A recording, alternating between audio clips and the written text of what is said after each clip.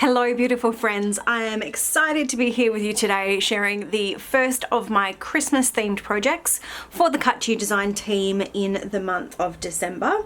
Today I have chosen to work with the Christmas tags cut file. I'm only going to be using 4 of the tag designs and I have cut them out here and I've kept the inside pieces to each of them as well because I think I'm going to need them to line up the placement of some of these elements. But I've chosen the tag that has the Christmas tree, the one that says love, the one that has a little bit of holly here, and the one that says Merry. And the photos that I have are photos of my kids with their advent calendars in 2019, Christmas 2019. I think this was the first year that my son had his own chocolate advent calendar, so as you can see from this little photo here, he was very, very excited about that.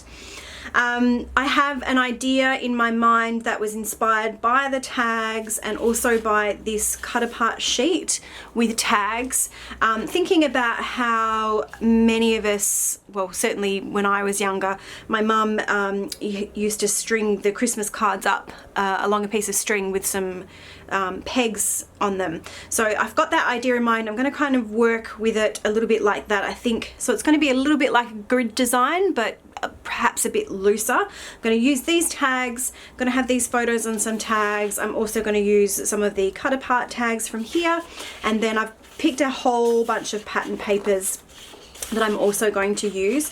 The collection that I'm working with is pretty old. I don't know what year it's from, but it's something that I've had in my stash for a little while. It's from Pebbles, called Cozy and Bright. I don't have a full paper pad. I've been through and purged a lot of this collection a little while ago, papers that I knew that I wasn't going to use, so I don't have a whole lot left.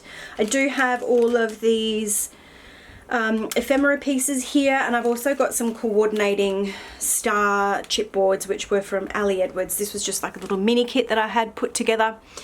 So that's what I'm going to be working with. I think we can hop on fast forward now and we'll see this one come together.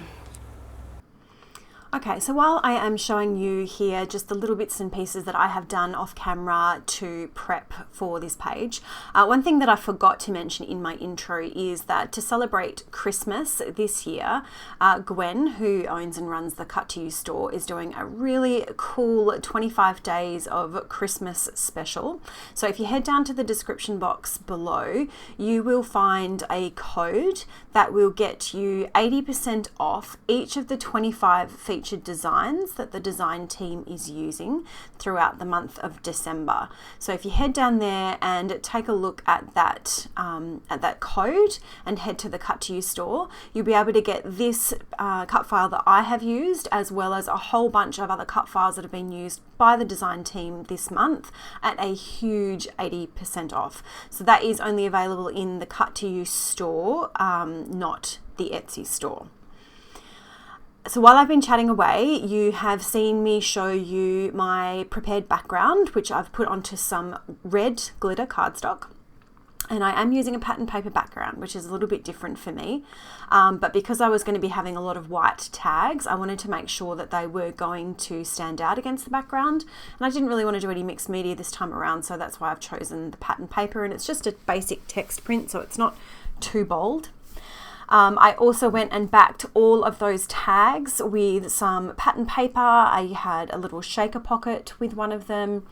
And I also used some vellum just to soften the background of some of them, and I've added some extra sequins. And now I am prepping the tags that are going to hold my photos. So 2 of the photos I am keeping in a portrait orientation, and I think they're about 2 inches by 3 inches is how I've trimmed them. And then 2 of the photos I'm making, I had originally intended on making them square photos, but with the photo of my son in particular, if I was to trim that down into a square, I would have lost too much of the detail that I wanted to keep included. I wanted you to be able to see his excited face, and I also wanted you to be able to still see that he was holding the advent calendar. So these didn't end up quite square. I think I could take a guess at what they are, but I would probably be wrong. So I just trimmed them down to a size that was going to fit everything that I wanted to fit into the frame.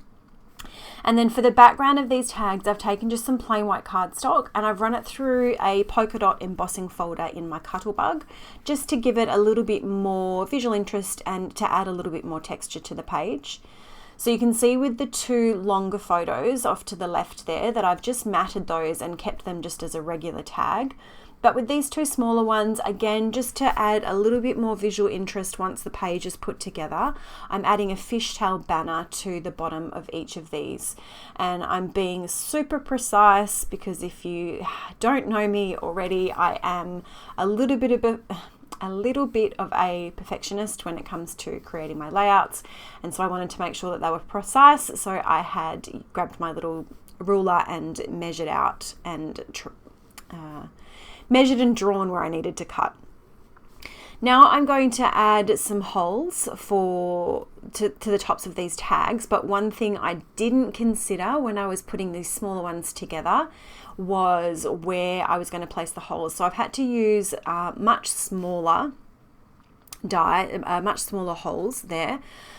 But then I realized that it wasn't working. And when I looked at all the tag pieces that I had off camera, all of the holes on all of the tags had some kind of reinforcer piece in them. And so for consistency, I realized that I wanted to do the same thing on these tags here. So what I'm going to do is I'm going to use a star which has been cut out from that red glitter paper, which I've also used that red glitter paper when I was backing my cut files just as accent pieces. So I'm going to use the red stars on the two longer photos.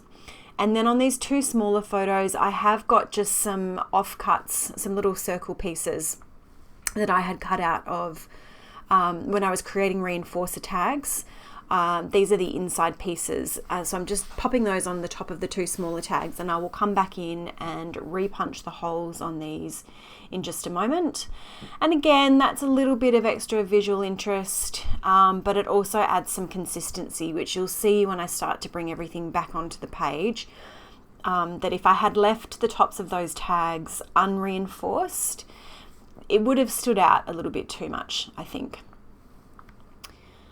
So now I'm going to bring my background back in and I'm going to start placing things down. So to begin with, I am going to place everything down. So all 4 of the tags that I made and some of the tags that I die cut from that patterned paper that I showed you in the intro, and then a couple of smaller little bits and pieces. So it's going to take me a little while pushing them around, just moving everything, just to see where I want them to go.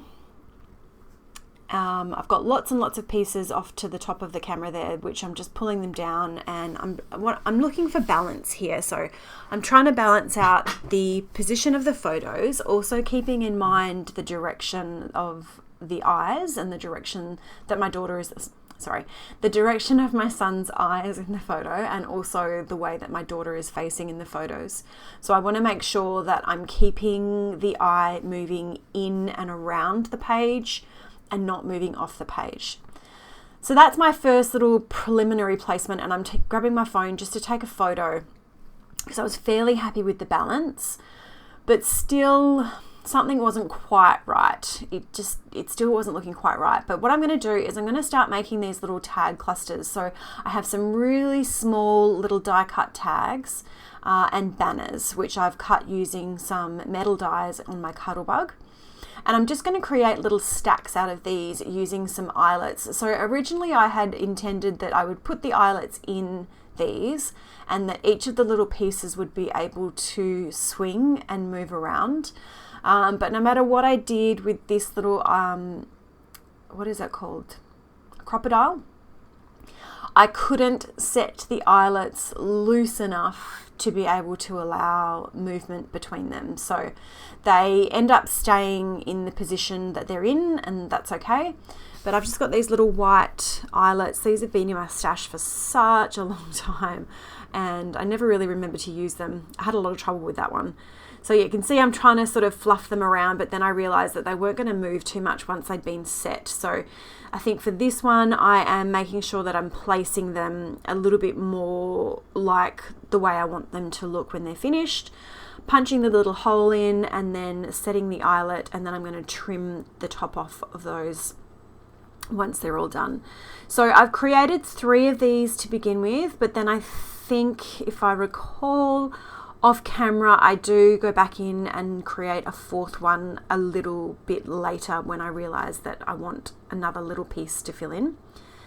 So I'm just going to trim the tops off and lay those back down. So you can see that I have got a really nice visual balance there.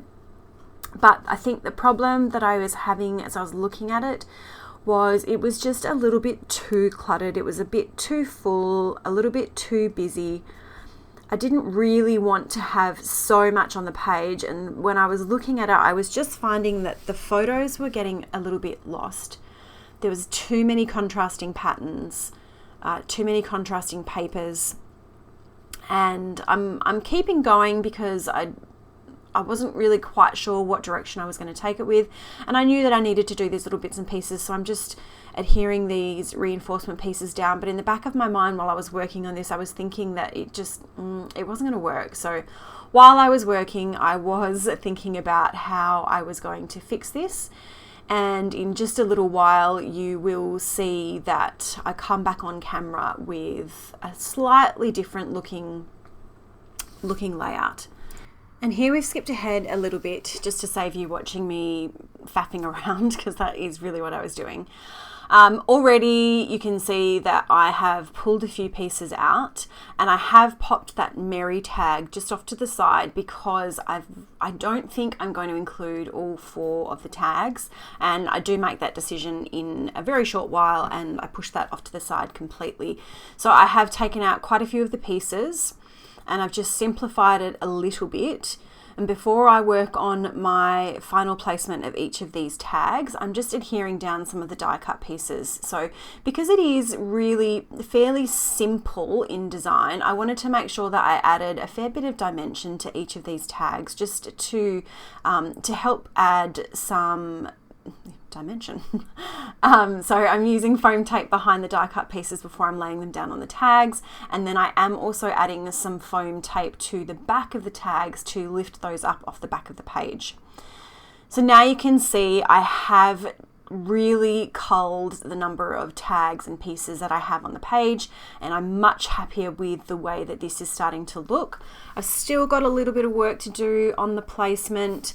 I was trying not to get too caught up on counting how many pieces I had, and I was really just more looking at spacing, so making sure that there was a nice even spacing between each of the tags, making sure that I didn't have 2 of the same kind of pieces adjacent to each other. So I didn't have 2 of the cut files, 2 of the photos, 2 of the embellished tags, 2 of the little tags. So I was just trying to make sure that I didn't have 2 that were in too close proximity to each other. And I was also looking at the patterns and the colors and making sure that there's a nice balance of those patterns and colors across the page from side to side and from top to bottom. And as I mentioned earlier, I am now creating another one of those little tiny tags, those little tiny tag clusters, because I realized that I wanted to have another one of those. They just made a really nice little spacing piece, a little filler piece between the tags. So I'm a little bit happier, well, I'm definitely happier now with the number of pieces that I have on the page, but I think I do still have a little bit of work to do on the placement, on getting everything into places that I'm happy with before I start adhering them down. So I'm happy with that placement. My next step now is to start threading my baker's twine. So I have this really nice chunky, it's a really thick, chunky red and white baker's twine. And before I stick anything down, I know that I need to run this through each of my pieces. So I'm going to jump off camera in just a minute because the baker's twine, because it was so thick and chunky, it was fraying at the edges as I was trying to run it through each of these little die cut pieces. But you can see I'm starting off just by running them through each of the tags. The only tags that I'm not running them through are those tiny little tags because it just wasn't going to fit through the eyelet. And I have a solution for that, which you're going to see in just a moment. So off camera, I have now been and run that twine through each of the tags. And now I am going to be placing all of these little pieces down onto the page. Now, I mentioned earlier that I am a perfectionist. I am a perfectionist, but with this one, to avoid the drama and the messing around of having my ruler out and checking on perfect placement, I am intentionally placing these down wonky. So I'm not trying to put them down straight.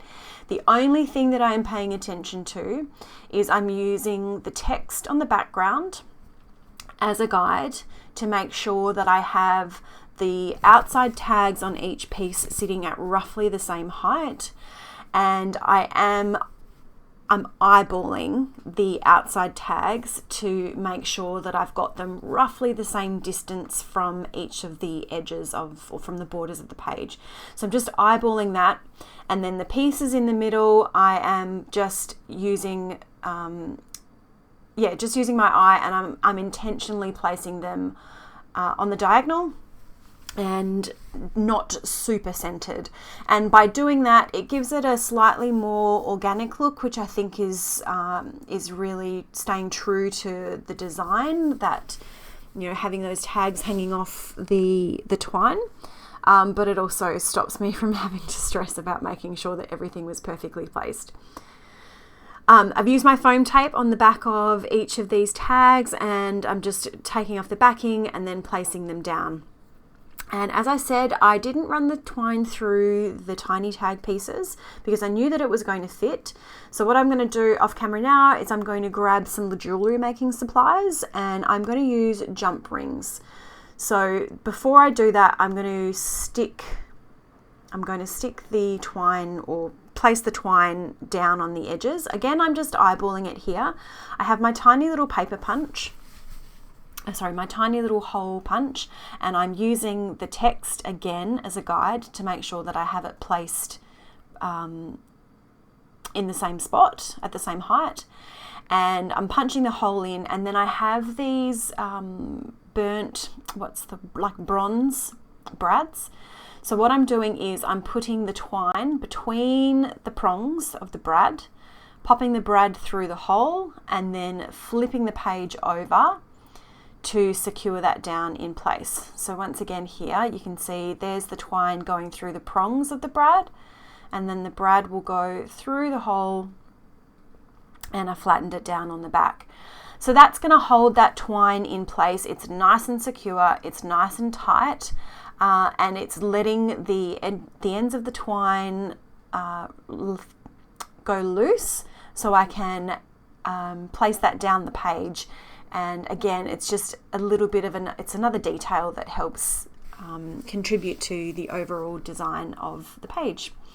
And here we are with the last one. So in just a moment, I'm going to come in with my pliers here and add some jump rings. So I messed around. I really struggled to find the best way to add these, but so to begin with, I was trying to put it through the tag and then put it through the twine, but it was really fiddly, and it wasn't really working the way that I wanted it to. So for the rest of them, I think I come back and open the jump ring and place the jump ring around the twine first. Oh no, maybe not.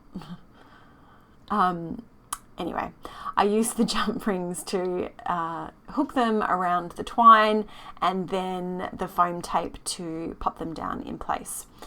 Now with these little end pieces of the twine, I wanted them to look like they were falling, but I also wanted them to have some shape, and I wanted all of the pieces of twine to have some shape.